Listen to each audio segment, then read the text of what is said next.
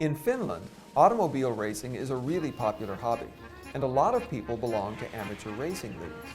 Now, these clubs want the winners to be the best drivers. The actual cars shouldn't make all that much difference. The clubs really want the cars to be, well, junk. So they've come up with two very clever rules. First, if any driver goes to another driver and says, "I want to buy your car," then that driver has to sell.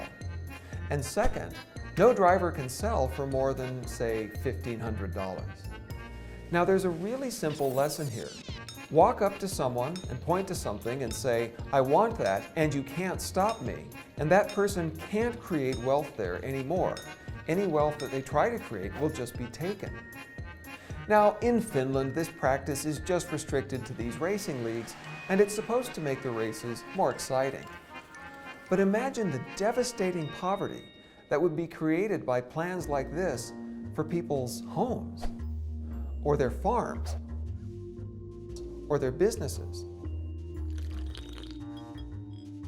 In Zimbabwe, for example, officials have made it so hard to get a business license that most small business owners operate without any legal proof that they actually own their business. So corrupt officials are then free to help themselves to merchandise, cash, the whole store if they want to. And really, there's nothing the owners can do to tell them no. These people can never create wealth in their businesses, and so they stay poor. Now, Zimbabwe didn't always work like that.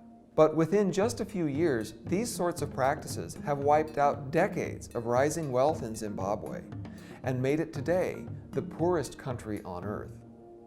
That's because doing less to protect ownership turns out to be a really effective way of creating poverty.